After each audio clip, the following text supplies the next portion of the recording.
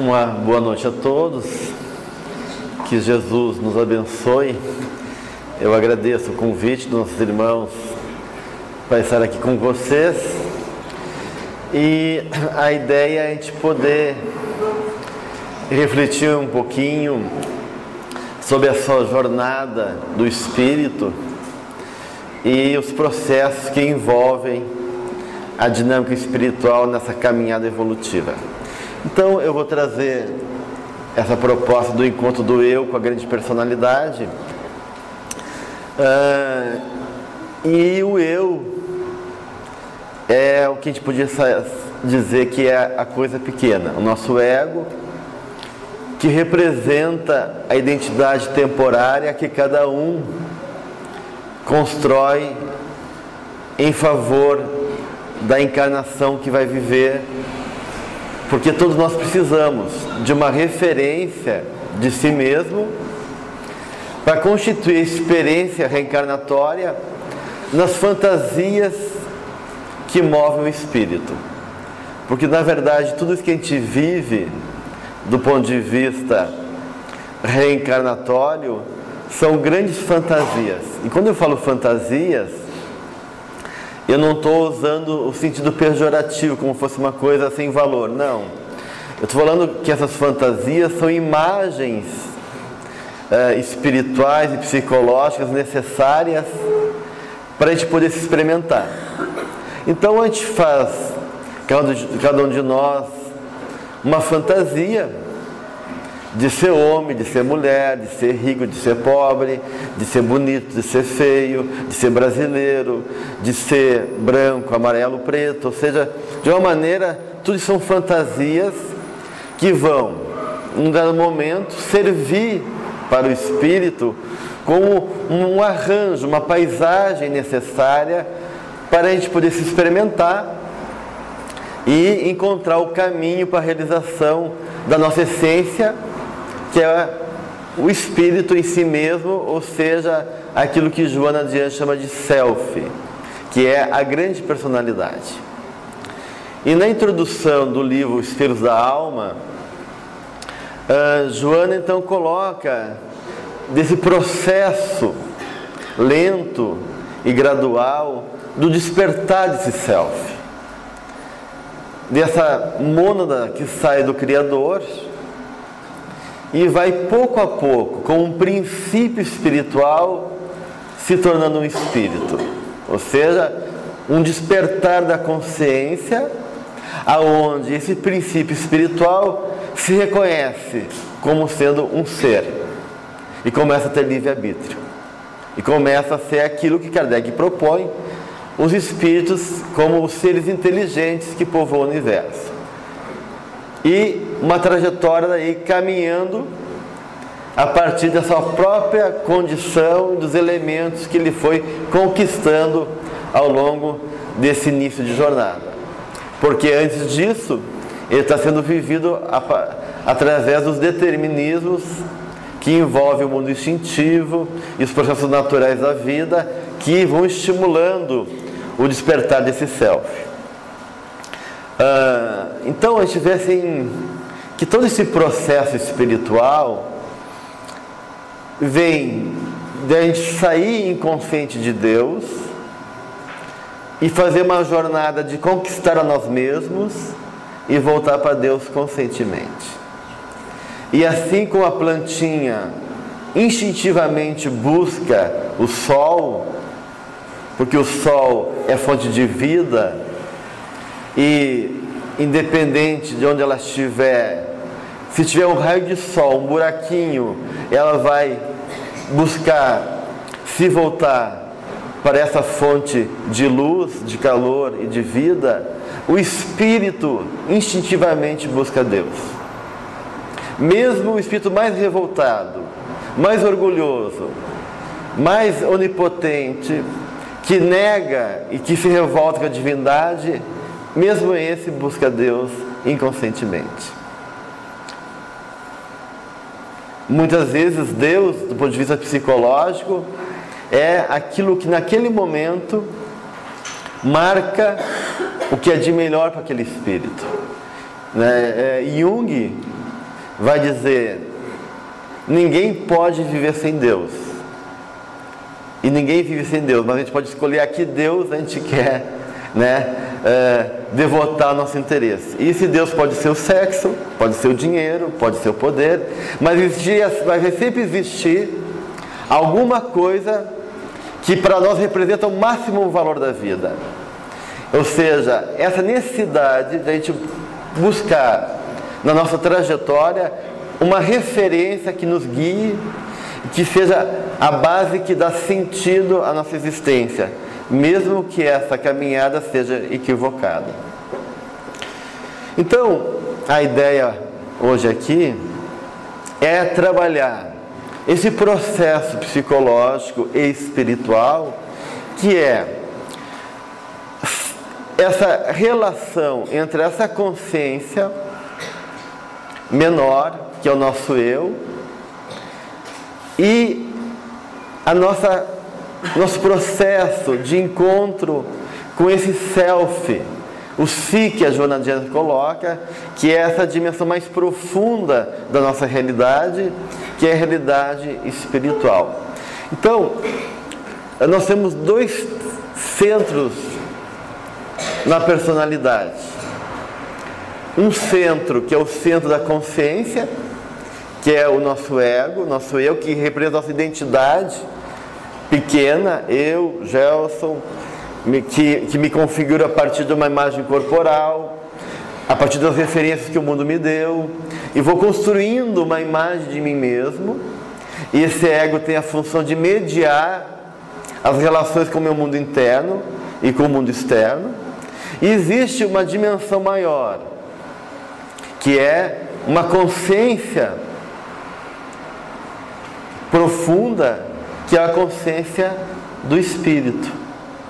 Então, nem sempre o ego vai refletir toda a nossa realidade espiritual. A gente acredita que na medida que a gente vai evoluindo e essa consciência vai se ampliando e o nosso eu vai amadurecendo, vai ter um momento que esse ego e esse self vão ser uma coisa só. Mas nesse momento ainda, nós precisamos, enquanto experiência evolutiva, de um eu menor, que é esse ego, para mediar as relações com a nossa natureza total e plena, que é o espírito. Tá? Então, nessa caminhada evolutiva, a gente vai estabelecer isso que a gente chama de um eixo. Esse eixo ego-self. Então o self, a Joana de Ângeles vai dizer que é ao mesmo tempo que é o espírito, e ao mesmo tempo o self é aquilo que mais se aproxima também da imagem de Deus, porque saímos todos nós de Deus e voltaremos para Ele. Então esse self representa a nossa essência espiritual e também a nossa familiaridade, a nossa filiação divina e a nossa marca divina que todos nós carregamos, enquanto força criadora, enquanto possibilidades, e naquilo que Kardec também traz no Livro dos Espíritos, quando ele pergunta para os Espíritos: onde está escrito a lei de Deus? E os Espíritos respondem: na consciência do homem. Essa consciência que os Espíritos colocam é a consciência do self, não a consciência do ego, porque o ego às vezes não sabe, às vezes ele nega, às vezes ele faz arranjos e defesas para não se confrontar consigo mesmo, mas o self, que somos nós mesmos, a nossa realidade espiritual, sabe. E nós trazemos então nessa consciência profunda do self a divindade e a lei natural dentro de nós. E por isso que ninguém pode fugir da sua própria consciência. Então, são dois níveis de consciência. Uma do ego e uma consciência mais profunda, que é a consciência do self. Esse self, então, ele vai dizer que o Pop Jung, a Joana de Ângeles, esse self, ele seria então o centro organizador da personalidade, que é o espírito, Então, por trás de toda a dinâmica psicológica, com os nossos vários eus, que a gente tem vários eus, o ego é um dos eus, é o eu que representa a nossa identidade, mas a gente tem vários eus dentro da gente, personalidades parciais, a Joana Dias nos coloca, subpersonalidades, que também têm autonomia, que também pensam, que também sentem, que também têm vontade, que também têm impulsos, que estão agindo e gerando experiências e provocando tanto coisas boas, possibilidades, como neuroses, conflitos e outras questões de ordem psicológica. Então, essas subpersonalidades a gente chama de complexo. Então, vocês devem já ouvido falar que existe um complexo materno, um complexo paterno, um complexo de inferioridade. Então, dentro de nós existem vários eus além do ego. Uma criança ranhenta e birrenta, a criança, que a Joana fala, né, da criança ferida, que está lá dentro da gente, que foi frustrada, que está lá ainda viva dentro de nós, gerando sentimentos, necessidades. A gente pode ter um velho sábio, né, ou um velho ranzinza. A gente tem um homem e uma mulher dentro de nós, né? Então a gente tem, na verdade, vários elementos que representam essas forças do espírito, representado por núcleos emocionais, que também são núcleos de consciência, gente. Só que são consciências parciais, que são mediados pelo ego e são organizados pelo self. Então, por trás de toda essa realidade psicológica, que é o ego e os outros complexos que nos constituem, tem o self, que é a nossa realidade plena, a nossa realidade espiritual. E a Joana coloca que muitos de nós não têm a consciência do self. Por que isso?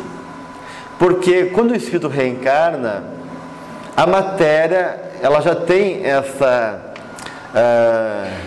propriedade de anestesiar, né? A gente perde a memória do passado, a gente, quando encarna, fica envolvido pelo magnetismo material, né, do nosso corpo, do próprio planeta, e tem todo o efeito dessa egrégora espiritual que invade o planeta, que acaba muitas vezes anestesiando e amortecendo a nossa consciência espiritual. Além disso, a história de estar numa cultura, numa sociedade, marca a nossa vida de referências que muitas vezes são enganosas. E se o espírito ele não é ainda muito lúcido, ele não tem força, ele está ainda condicionado por fatores que são desfavoráveis, é muito natural que ele se perca nesse mar de ilusão na consciência coletiva.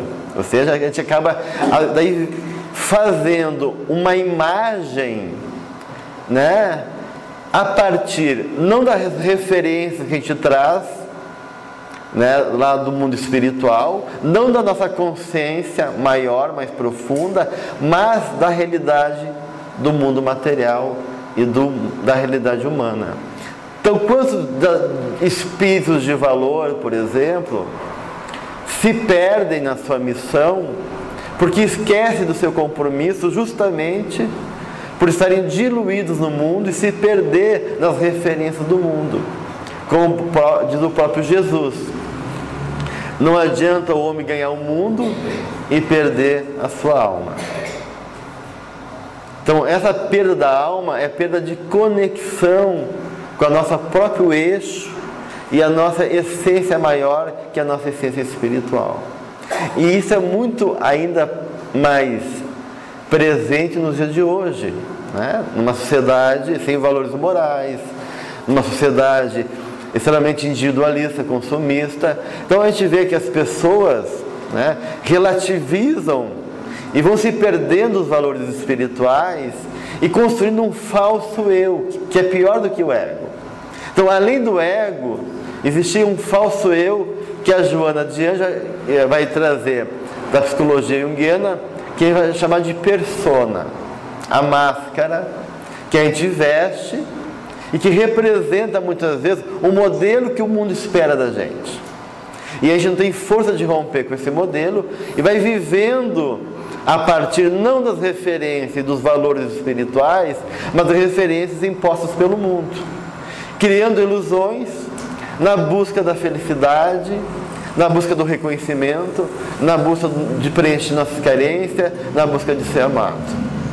Então, existe um desafio de poder superar essa persona, superar essa consciência menor e reconhecer que a gente é o self. Mas nem todo mundo tem essa consciência de self. Muita gente não tem consciência do sentido da sua vida, de que é um espírito eterno, imortal, que está aqui para evoluir, que está aqui para poder realmente se aprofundar na experiência terrena como uma forma de superar a si mesmo, e vive nessa vida mais limitada, mais superficial, inconsciente de si mesmo. Então, o desafio é como realmente estabelecer esse encontro entre o eu pequeno e a grande personalidade que é o self. E como a sabedoria divina, na sua perfeição, ela é misericordiosa, há sempre na psicologia de cada um de nós mecanismos psicológicos que tentam despertar a nossa consciência menor para essa consciência maior, como um chamado, como uma força que diz: eu não sou só isso, eu sou mais do que isso. Eu não sou esse corpo, eu não sou o nome da minha família, eu não sou a raça, a cor que eu visto, eu não sou a fantasia de ser mulher ou de ser homem, de ser pobre ou ser rico. Eu sou muito mais do que isso. Eu sou um ser espiritual. Existe esse chamado e ele é mais presente do que a gente imagina. Mas mesmo assim, muitos de nós não conseguimos perceber esse chamado. Então a minha ideia aqui é realmente mostrar como é que se faz, como é que se processa na nossa vida. Então, o Edinger, que é um psicólogo americano, diz que nós, os pequenos, né, nosso eu pequeno, nosso ego, não somos senhores da nossa personalidade. E o ego acha que é o senhor. O ego é onipotente. Né? Porque o quê? Porque o self está lá, atrás, como o regente da personalidade, mobilizando forças, e o eu está lá, né? Constituindo, né? A gente é um serzinho, assustadinho, né? Nascemos, né? Como bebês, vamos se desenvolvendo neurologicamente, psicologicamente, vamos constituindo uma ideia de nós mesmos, que o mundo vai também nos ajudando a fazer isso, e vamos aí crescendo, achando que somos alguma coisa. E somos, né? Mas não toda coisa. Esse eguinho, ele acha que pode muito. Porque o ego é o mito do herói. O mito do ego é o mito do herói, que é um mito de superação. Porque o herói só é herói porque ele faz uma tarefa extraordinária. Um desafio que ele tem que superar. E o ego tem que estar se superando nos processos da vida que exigem a gente sair de uma instância infantil para uma instância de adultez, de maturidade. Então a adolescência é o momento de viver o mito do herói, porque o adolescente está matando a imagem infantil dele, está matando a imagem grandiosa do pai, que é muito, para poder de alguma maneira se reconhecer como um ser adulto depois e assumir seu lugar no mundo. E aí o mito do herói, os desafios da adolescência, as transgressões, lidar com seus impulsos que estão surgindo, porque na adolescência a glândula pineal é despertada, e a glândula pineal ela guarda a memória do passado espiritual. Então na adolescência, quando a glândula pineal é despertada, o passado que está mais ou menos né, contido no inconsciente, vem à tona na forma de impulsos, fantasias, desejos e outras coisas mais, e que se misturam com as informações que aquele ser recolheu da sua infância. Por isso que a infância é tão importante.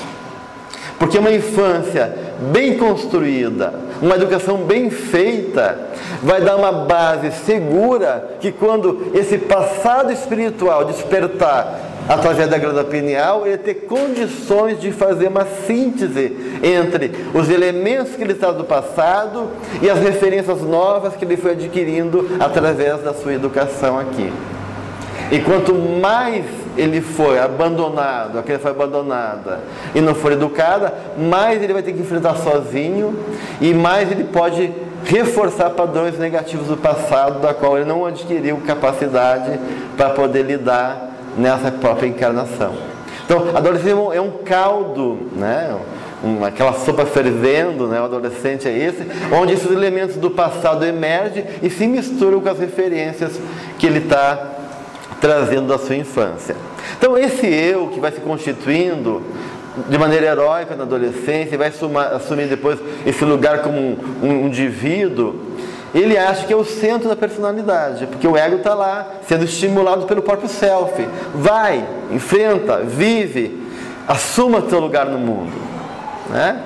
E a gente acha que chegamos na vida adulta e bem, agora eu não sou mais aquela criança, eu não dependo mais do meu pai e da minha mãe, apesar que isso cada vez mais é mais difícil, porque tem gente de 40 anos dependendo de pai e de mãe, né? Mas, enfim, eu me torno aparentemente dono de mim mesmo. Então, do ponto de vista da psicologia, é muito importante a gente poder superar os modelos do pai e da mãe e recolher o que é positivo, mas reconhecer que nós temos nossas próprias referências e poder refletir, avaliar, discriminar. Mas isso não é o fim da tarefa. Não, agora sou eu mesmo, meu pai era violento, minha mãe é negligente, eu não sou eles, eu posso ser eu mesmo, e eu acho que eu resolvi os problemas. Mas não, a psicologia diz que agora vem um outro problema, que é sair da identificação negativa dos pais e superar a identificação com o mundo coletivo, que é a persona. Porque a gente acaba se identificando com os modelos coletivos daí. Eu não quero ser que nem o pai, mas eu sigo a fantasia para ser aceito na sociedade dos modelos que a sociedade me impõe, com as novelas, com as propagandas, com os valores do mundo.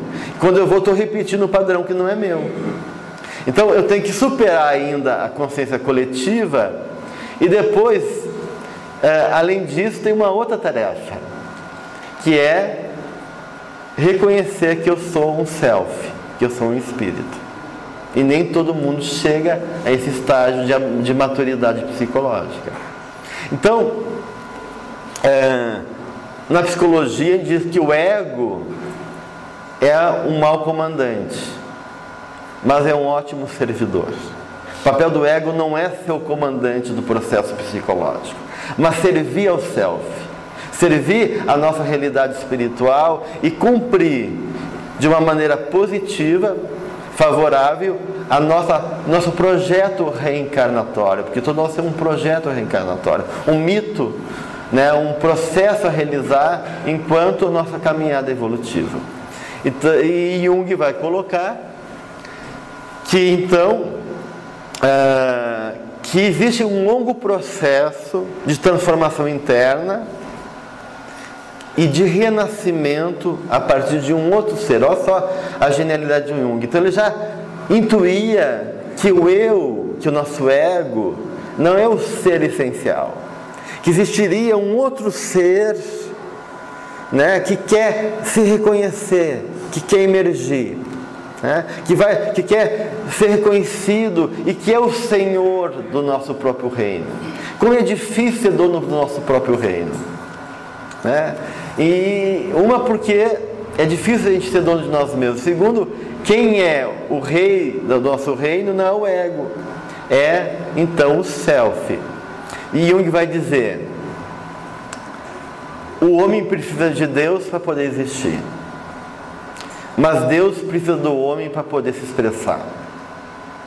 E essa relação entre homem e Deus, ela se equivale na relação também do eu pequeno, do ego, com o eu maior, com o eu divino, com o eu que é o self, o espírito, quando diz: o ego precisa do self para existir, mas o self precisa do ego para poder se expressar. Então não tem como me expressar sem o ego. Se um ego não é bem estruturado, né, eu psicotizo, eu enlouqueço. O psicótico tem uma estrutura egóica frágil. Então esse ego, ele tem que ser bem estruturado, né? O Jung vai dizer também: o homem é a casa onde Deus quer fazer sua morada. E se essa morada for muito frágil, o poder divino queima, desestrutura essa casa.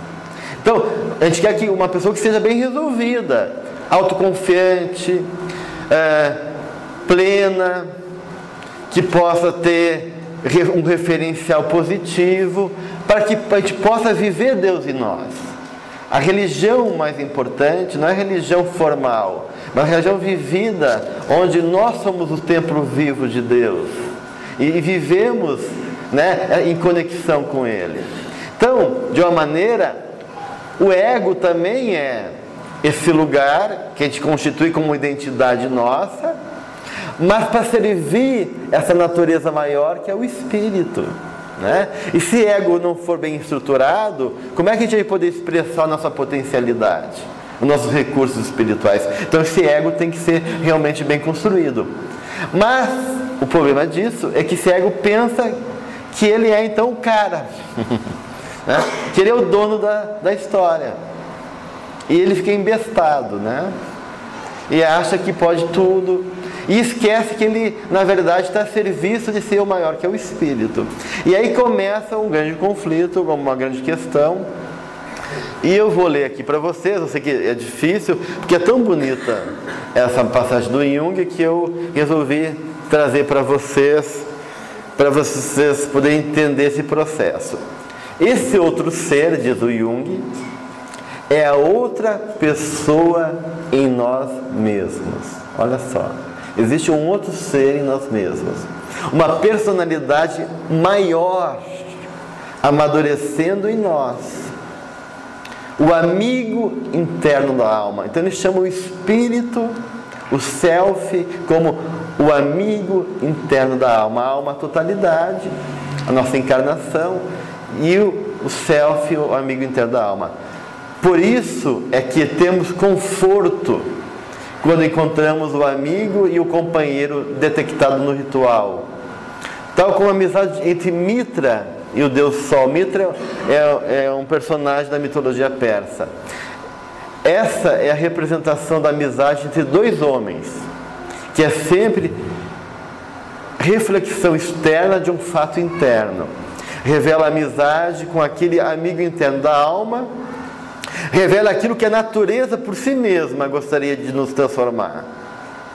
Aquela outra pessoa que nós também somos, e mesmo assim nunca conseguimos atingir, que é a lei divina, a nossa imagem de perfeição que já trazemos dentro de nós. Nós somos aquele par de Dióscuros. Dióscuros eram dois irmãos da mitologia grega, um deles mortal e outro imortal, e estamos sempre juntos, sem jamais conseguir transformá-los em um só completamente. O processo de transformação luta para aproximá-los um do outro, mas a nossa consciência sabe e resiste, pois a outra pessoa parece estranha e misteriosa. E porque não podemos nos acostumar com a ideia de não sermos capazes de lidar com essa outra pessoa dentro de nossa própria casa, nós deveríamos preferir ser eu e nada mais. Mas nós somos confrontados com esse amigo interno, ou esse sujo. E se ele é nosso amigo ou um sujo, depende só de nós. Então o que Jung está trazendo aqui? Que existe esse amigo interno da alma, que esse self, que promove o desenvolvimento da nossa personalidade, o nosso eu, e que é um momento que esse esse self, a realidade espiritual quer ser reconhecida, que ela está provocando um movimento dentro de nós para que a gente possa se reconhecer como um espírito imortal. Mas o nosso eu menor, a nossa consciência pequena, resiste porque o encontro com o nosso self é um encontro com a nossa consciência, com o nosso compromisso espiritual. E muitos de nós esquecemos disso e fugimos disso e não queremos mais nos reconhecer como um self, como um espírito, porque quero ser só o João, o José, a Maria, o Gelson, na minha vidinha pequenininha, querendo sucesso e amor do mundo, deslumbrado pela vida, esquecendo o que eu quis fazer aqui, vim fazer aqui, porque lembrar do que vim fazer aqui gera sofrimento, gera luta, gera compromisso, e eu não quero mais isso, tchê. Eu deitei no colo da grande mãe aqui, quero ficar no colo quentinho, não quero crescer. E a vida quer que eu cresça.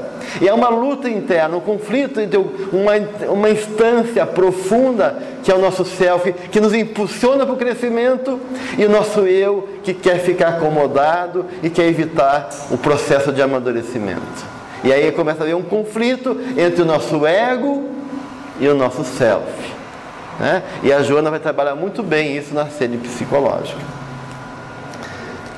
E ele vai falar, eu não vou ler aqui, que se esse amigo da alma vai se apresentar como um sujo, um inimigo, ou como um amigo, depende de cada um de nós. O que ele quer dizer com isso?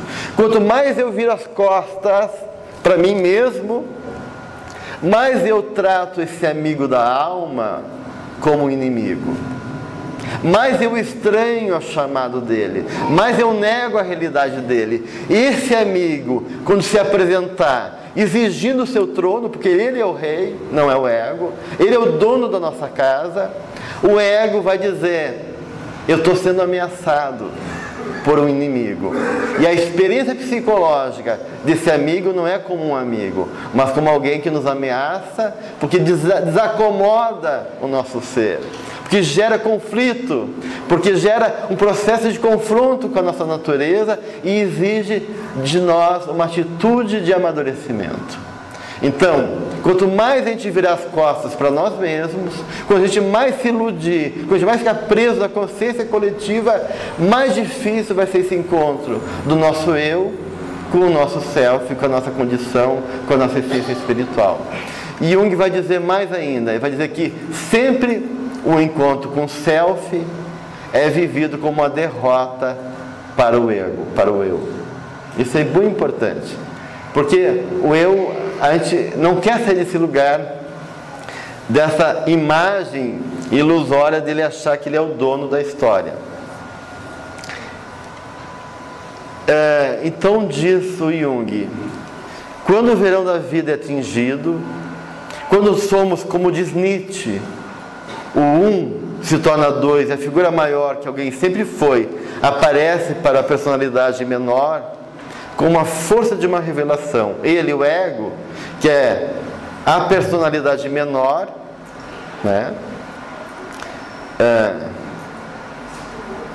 que é verdadeiro e desesperançosamente pequeno, arrastará a revelação do maior, que é o self, o si mesmo, para a sua pequenez. Então, ao invés de a gente ir ao encontro que é maior, a gente tende a querer distorcer o nosso self, a nossa realidade espiritual, e transformar a nossa condição espiritual na ilusão pequena que a gente construiu na nossa encarnação. E a gente perde a nossa vida, senão, muitas vezes, nos comprometemos mais espiritualmente. Saímos aqui mais endividados ainda, E nunca entenderá que o dia do julgamento para a sua pequenez já alvoreceu. Mas o homem, que é inesgotavelmente grande, saberá que o sempre esperado amigo de sua alma, o imortal, ou seja, a consciência espiritual, chegou para tornar o perseguidor em cativo, ou seja, acabar com a contenção, por cuja imoralidade sempre esteve confinado na sua própria prisão, e para fazer sua vida fluir numa vida maior, num momento paralelo de maior fatalidade. Ou seja, isso é uma fatalidade. Em algum momento da nossa vida, o nosso self vai nos confrontar e vai querer reconhecimento. Isso pode vir de várias maneiras psicológicas. Eu vou dar vários exemplos depois, tá? Pode vir com um processo interno, pode vir com um processo até psicológico vivido na vida concreta. Um acidente que muda a nossa vida, um processo que provoca uma mudança radical de dor e sofrimento, com uma chamada de atenção para a ilusão que eu estava vivendo e reconhecer que a minha vida foi feita para uma coisa maior e não para aquele estilo de vida, aquela realidade que estou vivendo. Então, os fatos da nossa vida, muitas vezes, é com a mensagem do nosso self, ou numa linguagem mais religiosa, uma mensagem de Deus para nós, para despertar a nossa consciência pequena para a nossa realidade maior, né? Então, esse encontro, ele se dá em 4 etapas. Esse self se manifesta como uma imagem divina, esse é um ponto, e ele é personificado simbolicamente através de experiências internas ou através de acontecimentos externos, como eu falo para você. Esse encontro gera uma ferida, um sofrimento para o eu, como resultado do encontro, como Jó na Bíblia, né? O ego persevera, suportando pacientemente a prova, ou seja, ele suporta esse encontro, né? E para entender o significado desse encontro. E aí, na medida que ele suporta e reconhece a presença desse self, que é vivido como uma experiência divina, transcendente, grandiosa, como uma revelação, faz que eu me transforme e o meu eu, a minha estrutura egóica se transforma numa personalidade mais plena e mais madura. E Jung vai dizer, daí a pessoa conquista pistes, paz, uma plenitude interna.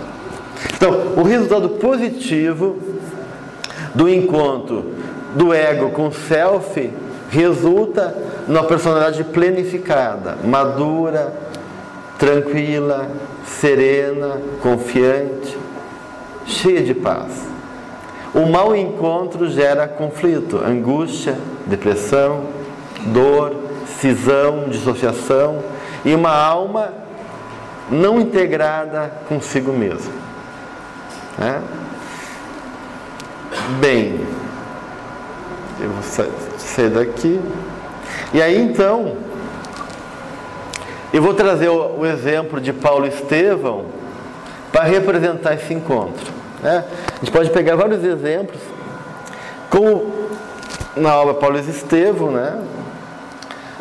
Tão bem descrita por Emmanuel, através das mãos do Chico. Fala então desse doutor da lei, né? O Saulo, orgulhoso, onipotente. Ele é o ego, Jesus é o self. Vamos pensar assim simbolicamente, né?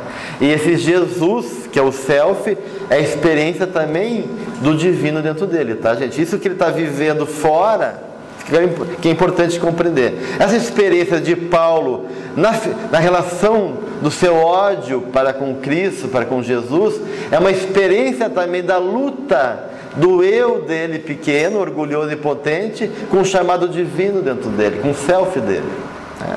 Então, o que Emmanuel relata do Saulo?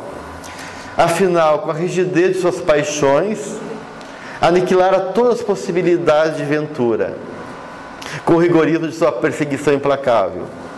E aí ele fala da morte de Estevão, né, que foi morto a partir da própria atitude de Saulo. Saulo tem um ódio cada vez maior. A gente sabe que a noiva dele, Abigail, se torna cristã, porque Estevão é irmã dela, e ela estava desconhecia o destino do irmão. E quando ela assiste à morte promovida pelo seu próprio noivo, que é Saulo, ela então desfalece e busca em Cristo o consolo. Saulo é tão orgulhoso, é tão onipotente, que quando percebe que a noiva dele é irmã de um cristão, ele diz: eu não posso mais casar contigo. Olha o preconceito. Quantos de nós agimos pela vida, não no sentido maior, mas pelo nosso preconceito? Em vez, Saulo amava realmente Abigail amava realmente ele, mas ele, preso na tradição judaica, como um doutor da lei, ele pensou: o que as pessoas vão falar de mim? Eu, um doutor da lei, noivo, né, de uma mulher da qual eu mandei matar o irmão. Então ele rompe com Abigail, mesmo indo contra seu sentimento maior, prisioneiro desse orgulho. Abigail se torna cristã e depois vem a falecer. Quando ele se arrepende, porque ele não aguenta viver sem ela, e vai ao encontro dela, ela já está morta, e aí aumenta mais o ódio dele para Jesus. Então, em vez de ele botar a culpa nele, puxa, perdi a oportunidade, olha o que eu fiz, ó, minha cabeça ignorante, abri mão do meu grande amor, ela se deprimiu, sofreu e acabou falecendo por culpa minha, né? Eu agi mal, eu negligenciei esse afeto, eu fui descuidado com essa relação, e em nome da minha onipotência eu acabei virando as costas para uma coisa tão bonita, tão maior, e agora mesmo arrependido eu não tenho chance de recuperar. Mas ele não faz essa consciência, diz: a culpa é desse Jesus. Esse cara é uma praga na minha vida, tirou minha noiva, e agora ela morreu por causa dela, e ele fica com mais ódio de Jesus, né? Então a gente faz isso, a gente projeta no mundo a culpa do meu esposo, a culpa da minha esposa, a culpa é da sociedade, né? As minhas escolhas, a gente desculpa e não assume o confronto com a nossa própria realidade e enfrentar o confronto com a nossa própria decisões, com nossos próprios equívocos e ilusões. Então Saulo está projetando em Jesus toda a sua incapacidade, a sua imaturidade, e tem mais ódio do Cristo ainda, cada vez mais ódio de Cristo. Só que do ponto de vista da psicologia, a gente sabe que o ódio é uma forma de amor. Então a gente pode dizer que Saulo está apaixonado pelo Cristo. Ou seja, psicologicamente ele está aprisionado emocionalmente pela figura do Cristo. Quem é esse cara que me perturba tanto? Porque se ele não tivesse assim, se ele fosse tranquilo, foi um galileu lá, pobretão, andarilho que viveu, né? Eu acredito mais em mim, em fazer minha vida, deixa o cara em paz. Mas não, ele não conseguia deixar Jesus em paz. Onde ele via falar de Jesus, ele ficava incomodado. Então, quando uma coisa nos incomoda muito emocionalmente, é porque a gente está capturado por ela. Tem alguma questão nossa ali presa naquele elemento da qual nos mobiliza emocionalmente. Uma raiva muito grande, uma inveja, um incômodo, isso está falando de coisas nossas. Então esse incômodo do Saulo era o chamado espiritual dele, e Jesus era esse poder que ele não tinha. Jesus era essa força que ele buscava de maneira orgulhosa e potente como doutor da lei, e não encontrava dentro dele. Então Jesus era um desafio para ele, um desafio interno também, e não só uma projeção de uma mensagem contrária à lei hebraica. Então ele começa a ter ódio do Cristo, e aí então ele busca buscar a autorização de todos os doutores da lei para perseguir, né, Ananias, que foi que converteu a Abigail, a noiva dele, e matar então os cristãos, indo em direção à cidade de Damasco. E como nos relata a história, quando ele estava perto de Damasco, um fato estranho, um fato excepcional acontece com ele. De repente, uma luz se apresenta e uma voz diz para ele: Saulo, Saulo, Saulo, por que me persegues? Era a voz do Cristo, né, questionando ele. ele cai do cavalo e ele não enxerga mais nada. Ele percebe que está cego. E ele foi ferido naquele momento profundamente. E ele entende que aquela voz então é de Cristo. E então, naquele momento, ele então se converte. Reconhece que Cristo é o maior e que ele é o pequeno. Então, essa passagem do encontro de Saulo com Cristo representa o que é de mais bonito na vida de Saulo e o que é de mais terrível. Porque, como diz o Jung, o encontro do ego com o self é sempre sentido como uma derrota para o eu. Saulo foi derrotado. E é o encontro com a sua própria sombra, que é a sua cegueira onipotente. Olha só que interessante, olha só a riqueza da vida, da psicologia, da vida. Saulo fica cego no encontro com Cristo. No mesmo momento que ele vê a luz, ele é confrontado com a sua cegueira psicológica, com a sua incapacidade onipotente e orgulhosa, que não vê nada, que pensa que vê tudo, que é o fundamentalismo religioso, que acha que está com a verdade, que acha que pode impor a sua verdade, que acha que está na luz, mas que está nas trevas. E Paulo tem que se confrontar com essa natureza que parecia que ele era o doutor da lei, que sabia tudo, que era um defensor da verdade, mas na verdade ele estava imerso na sua própria escuridão. E viveu isso de maneira física, somatizando na sua cegueira. E, ironicamente, vai ser curado pela figura que ele ia buscar para assassinar. Então, olha o jogo da vida, né?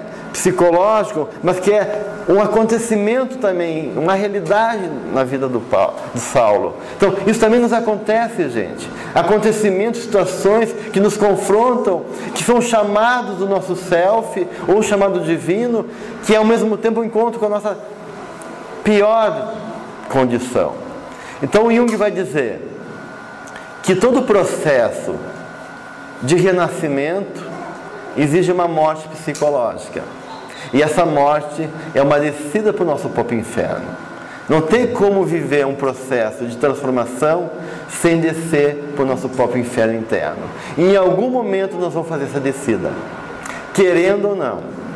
E a Joana coloca que os momentos de transformação na vida do indivíduo são os momentos de maior dor, sofrimento, solidão, desespero. Então, é no encontro da nossa própria solidão, na nossa própria fragilidade, na nossa dor, no que é pequeno, naquilo que é pior em nós, que a gente também encontra o self, a mão do Cristo, a sua mensagem fazendo o chamado para a gente reconhecer que a nossa natureza é maior do que essa que a gente está vivendo.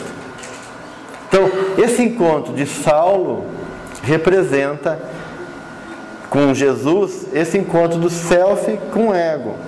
Tem várias passagens aqui para representar isso, mas eu não vou poder entrar muito, né? E aí Saulo é ferido. Saulo, ele leva 3 anos se recuperando desse processo, né? Tu vê, ele tem que elaborar isso. Ele fica 3 anos no deserto, fazendo tapete, porque a profissão dele era de ser tecelão, porque todo judeu tinha uma profissão legada pelo pai, porque como era um povo nômade, que precisava ter uma profissão, então, mesmo que ele fosse um doutor da lei, ele tinha essa profissão de ser tecelão. Ele volta à atitude humilde, então, de ser um tecelão, e fica 3 anos meditando e assimilando essa experiência. Então, isso não é um processo fácil, não é um processo que é rápido. Quando a gente é ferido na nossa onipotência, quando experiências nos marcam e desestabilizam a nossa vida emocional, a gente precisa de tempo para elaborar e assimilar aquela experiência e ser transformado por ela. E depois que ele passa esses 3 anos no deserto, então ele muda de nome. De Saulo ele pode se chamar Paulo. Então, essa mudança de nome representa psicologicamente esse renascimento, onde ele não é mais aquele doutor da lei, não se reconhece mais como aquele ego pequeno, mas agora ele é o servidor do self, a serviço do Cristo e a serviço da sua própria consciência espiritual, né? E aí, então, ele foi transformado pelo Cristo e pode ser esse servidor. E ele diz: eu virei escravo do Cristo. Eu morri para que Cristo vivesse em mim. Então, Saulo, ele faz, no processo psicológico dele, um processo de grande transformação. Existem dois grandes espíritos na história do cristianismo que fizeram um processo de mudança muito, muito forte, que é a Madalena, né? Que foi o espírito que mais se transformou numa encarnação, e Saulo de Tarso também, que é o momento de sair de uma condição de um espírito extremamente orgulhoso e reverter um processo e se transformar e poder realmente se dobrar para poder servir a Jesus, né? Então, né, esse processo, gente, acontece com todos nós também, em numa escala menor, é óbvio, né? Mas todos nós vai ter momentos nessa vida, positivos, negativos, que esse self vai gerenciar, coincidências significativas na vida, fatos que se atravessam o nosso caminho, processos internos de angústia, depressão. Uma pessoa que apresenta um livro espírita e diga: puxa, esse livro transformou minha vida. Então, o self pode vir de várias maneiras, né? O self, esse amigo da alma, representa essa força espiritual na dimensão interna da nossa natureza e na presença de Deus, buscando que a gente possa reconhecer que a nossa condição, ela foi realizada em favor de uma transformação espiritual, dessa essência, dessa realidade que somos todos nós como espírito imortal. E eu quero dar um outro exemplo para vocês. Imaginem um ser que reencarna num agreste, numa região do Nordeste, uma cidadezinha que não é o fim do mundo, mas dá para ver de lá, né? Porque é um lugar sem muito recurso, com uma sensibilidade extrema, que ninguém pode dar conta e dar suporte para esse ser, porque as pessoas não compreendem essa sensibilidade, que vê espíritos que têm uma série de sensibilidades que geram conflitos internos, né?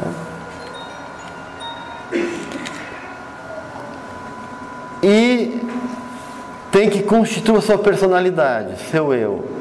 E aí vem o primeiro desafio: como é que eu vou formar uma personalidade se eu sou atravessado por sensações estranhas, por sentimentos que não são meus, por processos espirituais da qual eu sou forçado a enfrentar sem a minha vontade? Então é um processo muito mais difícil, muito mais doloroso, né? Esse ser que viveu na França e foi conselheiro do cardeal Richelieu e que depois reencarnou, né, como um escocês, um médium famoso, Daniel Douglas Home, né, que levitava, que era um médium fantástico, e que Kardec viu nele uma grande esperança como exemplo para codificação, e ele negou a parte evangélica e não aceitou a possibilidade de colaborar com essa revelação kardeciana e ficou em falta com a sua consciência. E agora, encarnado, volta a ter mediunidade e enfrenta uma batalha com ele mesmo, porque imagina uma criança, um adolescente que está formando sua personalidade, né? Um jovem adulto que está no ônibus e não consegue sentar no ônibus porque não sabe se tem um espírito ou uma pessoa real, que é movido por forças que ele gera suicídio nele, ele tem que lutar com suas forças espirituais, que luta psicológica para poder criar sua identidade, né? E aí, como o self é sábio, quando ele é pequeno, ele ganha um amigo espiritual chamado Jaguaraçu, que quer dizer onça grande, e esse índiozinho participa da vida do menino, brincando com ele e ocupando, né, o espaço de solidão dessa criança, sendo um suporte emocional para ele. E tinha uma brincadeira que Jaguaraçu fazia com essa criança, que era jogar corrida, né? Eles montavam presépios juntos, subiam em árvores, mas tinha uma brincadeira que o Jaguaraçu queria, que fazia, era: vamos jogar uma corrida até aquela árvore. E a criança sempre perdia, o Jaguaraçu sempre ganhava. O Jaguaraçu era um espírito, né? Ele achava que era um menino real, que ele tinha um amigo verdadeiro de carne e osso, mas era um espírito que brincava com ele. E Jaguaraçu jogava a corrida e sempre ganhava desse menino. Aí já tem uma sabedoria. Tu vê, essas brincadeiras também não são por acaso. É como se fosse uma mensagem cifrada, codificada, que diz: persevera, não desiste. Um dia tu me vence. Vamos lá de novo. Vamos jogar a corrida de novo, né? E não desista da tua corrida da vida. Então, a dinâmica psicológica da gente, os eventos que vão acontecendo, tem sempre um sentido profundo espiritual, mesmo que a gente não perceba. Uma pequena brincadeira de criança tem uma mensagem ali e uma experiência psicológica necessária para aquele menino que está crescendo, e que no estímulo daquele indiozinho espiritual provoca nele um exercício que ele precisa, que depois vai ser importante quando se tornar adulto. Então, os eventos, as coisas que nos acontecem, os acidentes de percurso, os movimentos da vida, pode ser um chamado do self. Pode ser um elemento que vem nos provocar uma possibilidade de poder encontrar um sentido maior necessário para a nossa encarnação. E aí, quando ele se torna mais adulto, e eu estou falando de Divaldo Pereira Franco, ele tem um outro amigo dele, que vem na forma de inimigo, que é o Máscara, né? Que o perseguiu durante mais de 30 anos. Então ele tem que conviver com esse espírito, depois de ter um amigo, né? De criança ele ganha um amigo pior, que provoca ele e que constantemente está infernizando a vida do Divaldo. O Divaldo vai tomar banho e está lá o cara, olhando para ele. Então o Divaldo fazendo uma coisa, o cara está lá provocando e fazendo, julgando, criticando: eu te conheço, porque esse Máscara foi companheiro de Divaldo quando ele era conselheiro do Richelieu. E se sentiu traído por Divaldo e desenvolveu um ódio enorme por Divaldo e começou a perseguir ele espiritualmente. E esse espírito chamado Máscara, ele persegue Divaldo durante 30 anos. Olha só que forma de educar o Divaldo, né? Eu tenho uma pessoa que está toda hora ali. Então a espiritualidade permite esse processo obsessivo para que Divaldo não se perca e fique vigilante 24 horas por dia e possa ir afirmando o seu compromisso, né? Ele, que que nasceu no dia 5 de maio de 27, que vai estar completando 90 anos agora, então dia 5, com 23 anos de idade, vai para Salvador para buscar um emprego, consegue esse emprego e mais ou menos uma semana, 3 dias depois, a empresa faliu, ele fica totalmente sem emprego, sem lugar para morar. sem perspectiva nenhuma para ficar em Salvador, sem dinheiro para mandar com a família, que foi para trabalhar mandando dinheiro, e ele fica desesperado, porque não tinha amigo, não tinha familiar, não tinha referência nenhuma. E aí ele é levado por um espírito a tentar se suicidar. E quando ele sobe no elevador Lacerda, perturbado na sua mediunidade, né, vem a irmã dele que tinha se suicidado e diz: Divaldo, tu sabe o que representa esse caminho? E ele desperta no meio de um transe e cai então, não para fora, e cai para dentro, e então ele se dá conta, e aí ele mantém a sua vida íntegra e não comete suicídio. Então, olha só que perigos que cada um de nós tem que enfrentar, né?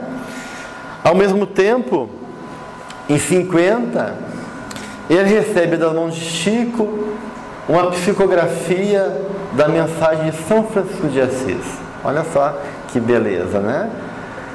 Dizendo que ele, São Francisco, estava chamando ele para o trabalho, e que eles eram amigos de outra época, e que estaria acompanhando o Divaldo nessa sua missão, e que ele começaria cedo, e que não teria, digamos, tempo para descansar.